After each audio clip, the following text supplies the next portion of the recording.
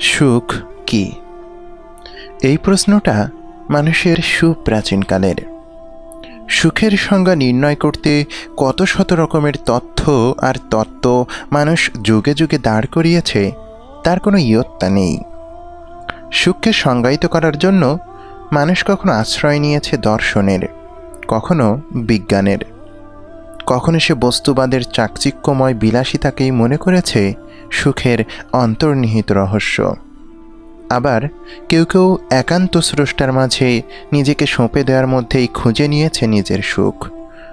তবু প্রশ্ন থেকে যায়, সুখ আসলে কি? আধুনিক বিজ্ঞান যখন তরতর করে এগিয়ে যাচ্ছে, রহস্যাবৃত জিনিসগুলো যখন মানুষ জেনে নিচ্ছে একের পর এক, যখন শহরগুলো ভরে উঠছে ইট পাথরের ইমারতে, যখন বন জঙ্গল উধাও হয়ে কলকারখানায় ছেয়ে যাচ্ছে বিরান ভূমি, তখন একদল লোক এসে আমাদের জানালো সুখ আসলে ভোগে। এই দুনিয়াকে উপভোগ করার মধ্যেই আছে সুখ। যার বাড়ি আছে, গাড়ি আছে, যশ খ্যাতি আছে, আছে আমোদ ফুর্তির জন্য বর্ণাঢ্য সকল আয়োজনের সামর্থ্য, জগতে সেই হলো সুখী। তারা হ্যামিলনের বংশীবাদকের মতো আমাদের এমন পার্থিব সুখের দিকে আহ্বান করতে লাগলো। তাদের বাঁশির মধুর সুরে দুলে উঠল আমাদের মন। তারা আমাদের বোঝাতে সক্ষম হলো যে এই জীবনটাই শেষ, মৃত্যুই সব কিছুর সমাপ্তি। এরপর আর কিচ্ছু নেই, কিচ্ছু না, কেবল অন্ধকার আর অন্ধকার। সুতরাং এই জীবনকে যে যত বেশি উপভোগ করতে পারবে, সে তত বেশি সুখী মানুষ। আমরা শুনলাম, এরপর সুখী মানুষ হবার জন্য নেমে পড়লাম একটা দুরন্ত প্রতিযোগিতায়। এই প্রতিযোগিতা বড় হবার প্রতিযোগিতা। কাকে ছাড়িয়ে কে বড় হব, কাকে ছাপিয়ে কে এগিয়ে যাব। আমাদের জীবনের উদ্দেশ্য নির্ধারিত হলো কাড়ি কাড়ি টাকায় আমাদের ব্যাংক ভর্তি থাকতে হবে, আমার নিজস্ব গাড়ি থাকতে হবে, বাড়ি থাকতে হবে, আমাকে জৈবিক সুখ দেওয়ার জন্য একদল সুন্দরী রমণী থাকতে হবে। যশ খ্যাতি তো অবশ্যই থাকা চাই। মিডিয়াতে আমি হব টক অব দ্য টাউন, পত্রিকার টক অব দ্য ডে। আমাকে নিয়ে ফিচার হবে, প্রদর্শনী হবে, আমাকে এক নজর দেখার জন্য, আমার একটা অটোগ্রাফের জন্য মানুষ দীর্ঘ সারিতে দাঁড়িয়ে থাকবে। তবেই না আমি সুখী মানুষ। কর্পোরেট দুনিয়ায় খ্যাতি সব কিছু। যার খ্যাতি নেই সে সুখী নয়। সুখী হতে হলে তাকে খ্যাতি অর্জন করতে হবে। কিছুদিন আগে একটা গুঞ্জন চাউর হয়েছিল জোরে সোরেই। হলিউডের এক অভিনেত্রী তার যৌন হয়রানির বিরুদ্ধে সোচ্চার হয়। অভিনয় জগতে খ্যাতির জন্য তাকে পর্দার পেছনের এবং সামনের পুরুষদের বিছানায় সঙ্গ দিতে হয়েছে, হতে হয়েছে অনেকগুলো পুরুষের উপভোগের বস্তু। খ্যাতির তাড়না আর মোহে অন্ধ এই অভিনেত্রী হ্যামিলনের সেই বংশীবাদকদের সুরে নিজেকে একাত্ম করে রেখেছিল। ভেবেছিল এতেই বুঝি সুখ, এতেই বুঝি জীবনের সকল প্রাপ্তি। সেই প্রাপ্তি আর সুখ লাভের আশায় বিলিয়েছে নিজের সর্বস্ব, হয়েছে পুরুষদের বিছানার সামগ্রী। যখন তার হুঁশ ফিরল, যখন সে বুঝতে পারল যে এটা আসলে সুখ নয়, মরীচিকা, তখন সে সোচ্চার হলো, প্রতিবাদ জানালো, টুইটারে লিখল, if you have been sexually harassed or assaulted, write me too as a reply to this tweet. দেখা গেল এই টুইটের প্রতি উত্তরে হাজার হাজার টুইট আসতে লাগলো। স্বপ্নীল বলিউড আর হলিউডের হাজার হাজার অভিনেত্রী সেই টুইটের সাথে একাত্মতা ঘোষণা করে মি টু লিখে প্রতিবাদ জানালো। অর্থাৎ তারাও তাদের সেই সুখের দুনিয়ায় কোনো না কোনোভাবে যৌন নির্যাতনের শিকার। যেই খ্যাতি আর সুখের জন্য মেয়েগুলো নিজেদের ডুবিয়ে রেখেছিল পার্থিবতা লাভের মধ্যে, সেই সুখ অর্জন করতে গিয়ে নিজেকে বিকিয়ে বসা সেই অভিনেত্রীরা বুঝেছিল চোখ ধাঁধানো এই কর্পোরেট দুনিয়া আসলে আস্ত একখণ্ড নরক। মিডিয়া আমাদের সামনে যাদেরকে সুখী হিসেবে উপস্থাপন করে, মাঝে মাঝে আমরা তাদের কিছু করুণ পরিণতির গল্প শুনি। লিনকিন পার্কের সেই বিখ্যাত গায়কের কথা মনে আছে? অসম্ভব খ্যাতিতে রাঙানো ছিল যার ক্যারিয়ার। কি পায়নি লোকটা জীবনে? টাকা, গ্ল্যামার, চাকচিক্যময় জীবন, সব কিছু। তবু কেন তাকে আত্মহত্যা করতে হলো? এই তো সেদিন শুনলাম পশ্চিমবঙ্গের বিখ্যাত কমেডি শো মিরাক্কেলের সঞ্চালক মীর আত্মহত্যা করতে চেয়েছেন। একবার কিংবা দুবার নয়, এই পর্যন্ত 4-4বার নাকি আত্মহননের পথে পা বাড়িয়েছিলেন মীর। কি অদ্ভুত, তাই না? বস্তুবাদী দুনিয়া আমাদের যা দিয়ে সুখী করতে চায়, যা লাভে সুখী হতে বলে, তার সবটাই তো এদের আছে। তবু এরা কেন যেন সুখী নয়। এদের জীবনের কোথাও যেন অসুখী হবার ভীষণ অসুখ। কয়েকদিন আগে বলিউডের এক উঠতি নায়িকার ঘটনায় মুখর ছিল সোশ্যাল মিডিয়া। অভিনয় জীবনের শুরুতেই তাক লাগিয়ে দেওয়া এই নায়িকা জানিয়েছেন তিনি ভালো নেই। তার খ্যাতি, বিত্ত বৈভব কিংবা কর্পোরেট মুগ্ধতার কোনো অভাব নেই। তবু কোথাও যেন তিনি শান্তি খুঁজে পাচ্ছেন না। সব কিছু থেকেও তার মনে হয় যেন কোথাও আসলে কিচ্ছু নেই। লিনকিন পার্কের সেই গায়ক, মিরাক্কেলের মীর কিংবা নিজেকে বিলিয়ে দিয়ে খ্যাতি লাভ করা সেই নায়িকা, তারা কি আদৌ সুখী? আদৌ কি তারা তৃপ্ত, সন্তুষ্ট? আদতে সুখের মূল হচ্ছে সন্তুষ্টি, পরিতৃপ্তি। আপনি যখন কোনো কিছু পেয়ে সন্তুষ্ট হবেন না, তৃপ্ত হবেন না, তখন আপনার মধ্যে এক ধরনের অস্থিরতা কাজ করবে। যা পেয়েছেন তার চেয়ে বেশি কিভাবে অর্জন করা যায়, সেই নেশা আপনাকে সর্বদা তাড়িয়ে বেড়াবে। আপনি ঘুমের মধ্যেও অস্থির থাকবেন। ঘুম ভাঙলেই আপনার খ্যাতি আর অর্জনের পেছনে দৌড়াতে মন চাইবে। সুখ তাহলে কোথায়? খালি টাকা আর খ্যাতি যদি সুখের নিয়ামক হতো, ফেসবুকের প্রতিষ্ঠাতা মার্ক জাকারবার্গ হতো পৃথিবীর সেরা 5 জন সুখী মানুষের একজন। সবচেয়ে কম বয়সে বিলিয়নিয়ার বনে যাওয়া মার্ক জাকারবার্গ কি আসলেই সুখী? তার রয়েছে অসম্ভব রকম খ্যাতি আর বিত্ত, তবে তাতেই যে সে সন্তুষ্ট তা কিন্তু নয়। অন্য আর 10 জনের মতো বেশি অর্জনের আকাঙ্ক্ষা জেঁকে বসে আছে তার হৃদয় মনেও। এই আরও অর্জন, আরও পাওয়ার জন্য যা করা দরকার, এই ধরনের লোকগুলো তার সবটাই করতে পারে। জাকারবার্গও করে। এই তো সেদিন জাকারবার্গকে মার্কিন আদালতের মুখোমুখি হতে হলো।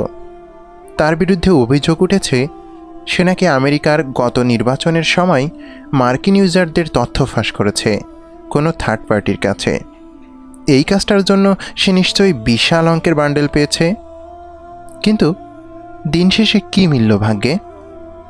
ভর্ৎসনা, আর মুখোমুখি হতে হচ্ছে বিচারের। এই যে লোভ, এই যে আরও পাওয়া, আরও বড় হওয়ার এক অসুস্থ প্রতিযোগিতা, এটা মানুষকে নৈতিকভাবে পঙ্গু করে দেয়। সে যখন লোভ আর লালসার মধ্যে ডুবে যায়, ভালো মন্দের তফাৎ নির্ণয় করা তার পক্ষে আর সহজ হয় না। কর্পোরেট দুনিয়ায় কথিত সুখের পেছনে ছুটতে গিয়ে হতোদ্যম হয়ে যাওয়া মানুষের এরকম আরও অনেক গল্প আছে। এই গল্পগুলো থেকে শেখার বিষয় হলো এই: সুখ আসলে শারীরিক নয়, আত্মিক। আত্মার পরিতৃপ্তি হলো সুখের কারণ। আমাদের আত্মা যদি প্রশান্ত না হয়, আমাদের আত্মার যে খোরাক তা যদি আমরা লাভ করতে না পারি, তাহলে আমাদের সুখী হওয়াটা একটা নিছক অভিনয় মাত্র, সুখ নয়। সুখের ব্যাপারে কুরআনের আলাদা ভাষ্য রয়েছে। কুরআন সুখকে অর্থ, বিত্ত কিংবা দুনিয়ার চাকচিক্য দ্বারা সংজ্ঞায়িত করেনি। বরং কুরআন সুখ বলতে বুঝিয়েছে আল্লাহর নিকট নিজেকে একান্ত সঁপে দেয়াকে। সুখ মানে হলো অন্তরের প্রশান্তি, অন্তরের স্থিরতা।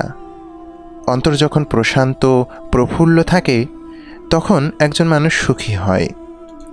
যদি অন্তর বিষাদগ্রস্ত থাকে, অন্তরে যদি ভর করে দুঃখের কালো মেঘ, তাহলে একজন মানুষের জীবনটা দুঃখ, কষ্ট আর হতাশায় পর্যবসিত হয়।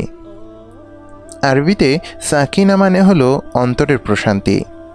কুরআনের যত জায়গায় এই সাকিনা শব্দটি ব্যবহৃত হয়েছে সবখানে আমরা ভয়াবহ বিপদ, দুর্যোগ কিংবা দুর্ভোগের ঘনঘটা দেখতে পাই। তবে সাথে সাথে দেখতে পাই আল্লাহর ওপর ভরসা, তার কাছে নিবেদিত সমর্পিত কিছু আনুগত্যের নিদর্শন। কুরআন বুঝিয়েছে এটাই সুখ। কুরআনের ভাষায় এটাই অন্তরের প্রশান্তি। নবীজি সাল্লাল্লাহু আলাইহি ওয়াসাল্লামের মক্কা থেকে মদিনায় হিজরতের কাহিনীটার কথাই চিন্তা করা যাক। কি এক ভয়াবহ বিপর্যয়ের দিন ছিল সেটা। কুরাইশদের অকথ্য, নির্মম, অবর্ণনীয় নির্যাতন থেকে বাঁচতে মক্কা ছেড়ে তিনি যখন মদিনায় যাচ্ছিলেন তখন তার সাথী ছিল কেবল আবু বকর রাদিয়াল্লাহু আনহু। পেছনে তাড়া করেছে একদল কুরাইশ বাহিনী। হাঁটতে হাঁটতে নবীজি সাল্লাল্লাহু আলাইহি সাল্লাম এবং আবু বকর রাদিয়াল্লাহু আনহু একটা গুহার মধ্যে আশ্রয় নিলেন। এদিকে কুরাইশ বাহিনী একেবারে কাছাকাছি চলে এসেছে। তারা এতটাই নিকটবর্তী হয়ে গিয়েছিল যে কোনো কুরাইশ সৈন্য যদি নিজের পায়ের দিকে তাকাতো তাহলেই নবীজি সাল্লাল্লাহু আলাইহি ওয়াসাল্লাম এবং আবু বকর রাদিয়াল্লাহু আনহু ধরা পড়ে যেতেন। অবস্থা এমন বেগতিক দেখে ঘাবড়ে গেলেন নবীজির সাথী আবু বকর রাদিয়াল্লাহু আনহু। তাকে চিন্তিত দেখে নবীজি সাল্লাল্লাহু আলাইহি ওয়াসাল্লাম বললেন, চিন্তা করো না, আল্লাহ আমাদের সাথেই আছেন। শত্রু একেবারে নাকের ডগায়। একটু এদিক সেদিক হলে ধরা পড়ে যাওয়ার আশঙ্কা শতভাগ, আর ধরা পড়লেই নিশ্চিত মৃত্যু।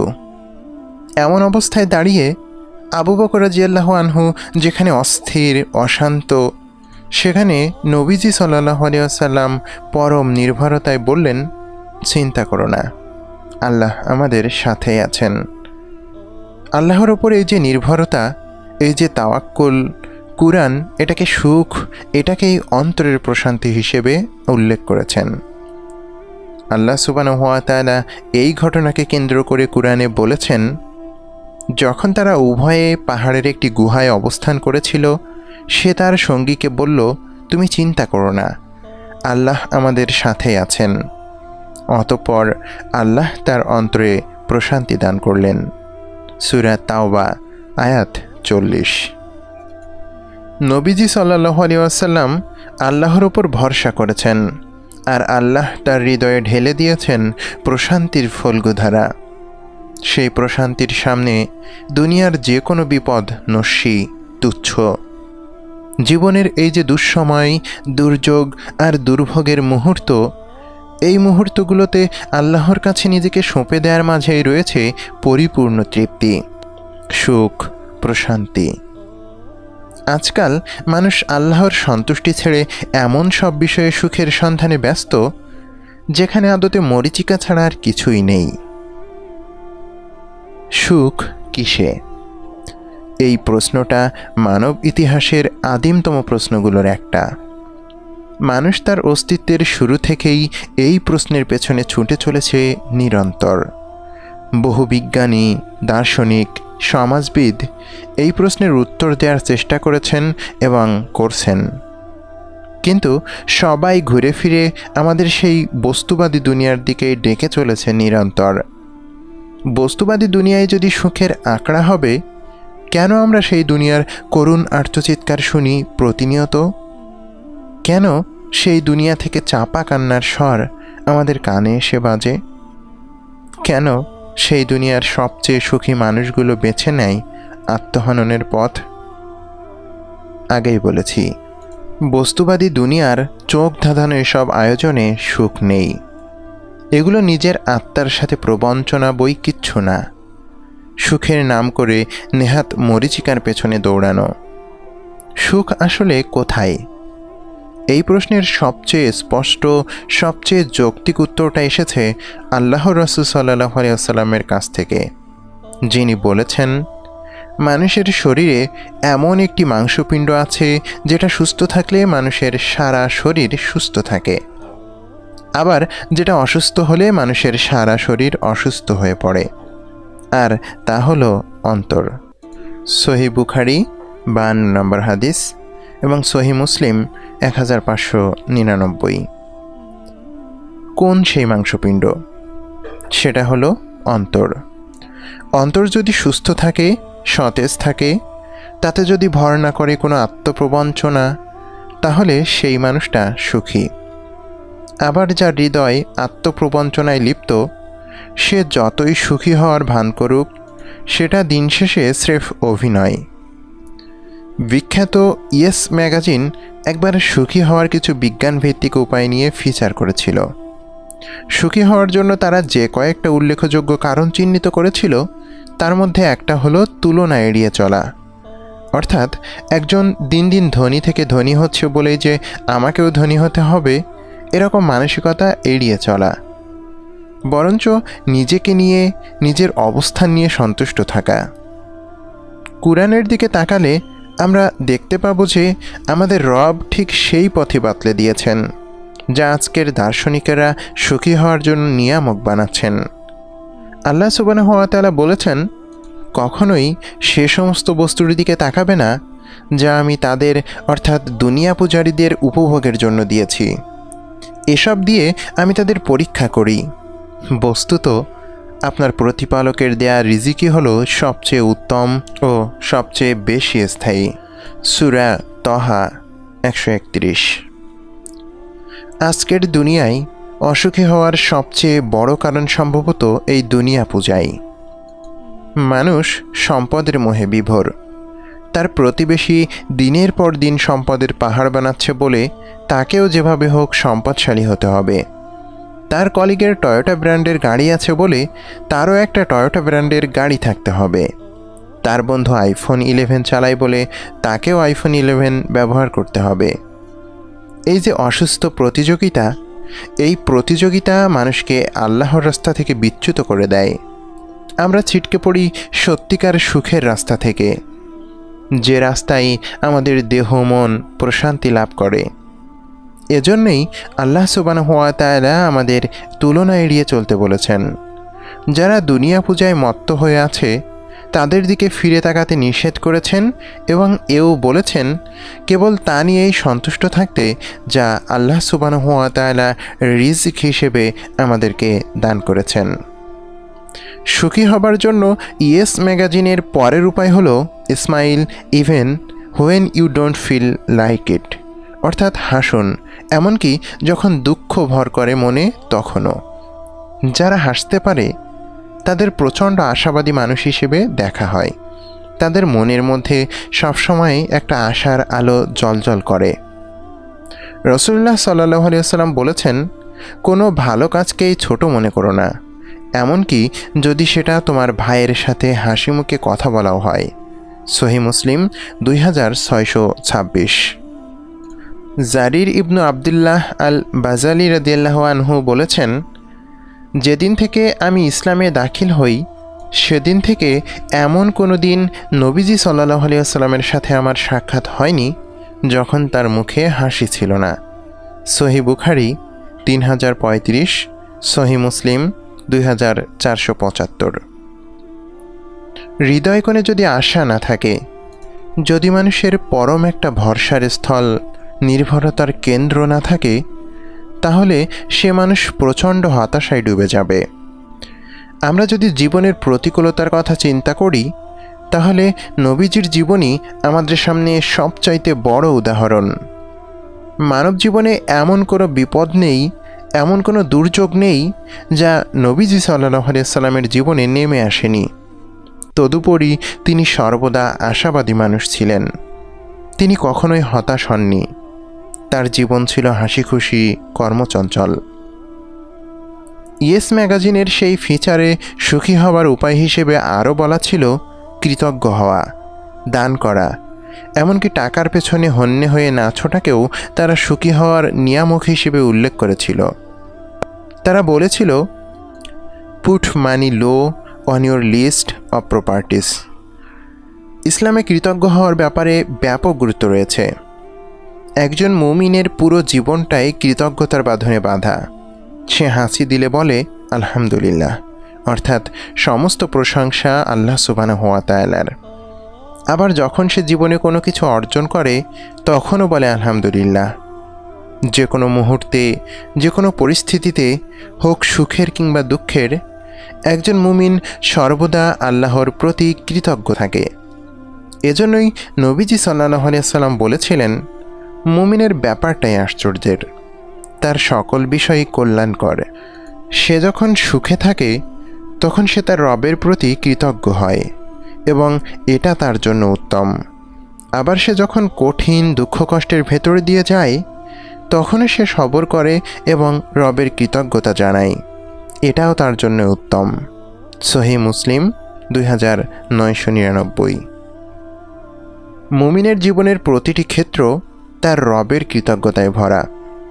আখিরাতের অনন্ত জীবনের সুখের জন্য দুনিয়ার জীবনে মহান আল্লাহ তাআলার আনুগত্য, তার সন্তুষ্টি এবং সন্তোষের পথে হাঁটতে পারাটাই সত্যিকারের সুখ। হ্যামিলনের বংশীবাদকেরা আমাদের যে অদ্ভুত সুরে সুখের পথে ডাকে, সেই পথে আছে কেবল ধোঁকা আর প্রতারণা। খড়পড়ের দুনিয়ার রঙিন চশমা পরে চোখের সামনে দিয়ে তরতর করে আকাশ ছুঁতে থাকা ইট পাথরের কোঠরে সুখ নেই।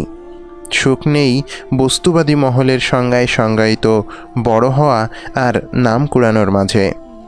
এসব নিছকই চোরাবালি। খাদের কিনারায় পা ফসকালে যেমন তলিয়ে যেতে হয় অতল গহ্বরে, এই দুনিয়া ঠিক তেমনই, পা ফসকালে বিপদ। কুরআনের ভাষায় এই দুনিয়ার জীবন নিছক খেল তামাশা ছাড়া আর কিচ্ছু নয়। সূরা আনাম আয়াত 32। আপনার রব জানাচ্ছেন এই দুনিয়া হলো নিছক খেল তামাশার ক্ষেত্র, একটা ধোঁয়াশা, একটা কূপ, একটা ফাঁদ। এখানে যা সুখ বলে ধরা হয় তা আসলে মরীচিকা। সুখ তো নিহিত আছে স্রষ্টার আনুগত্যে। এই কঠিন এবং অপ্রিয় সত্য যারা বুঝেছে তারাই পেয়েছে সত্যিকারের সুখের সন্ধান। সুখ তো কৃতজ্ঞতার অশ্রুতে, সুখ আছে আনুগত্যে মাথা নোয়াতে, সুখ আছে বান্দার নিরীহ আকুল ফরিয়াদে।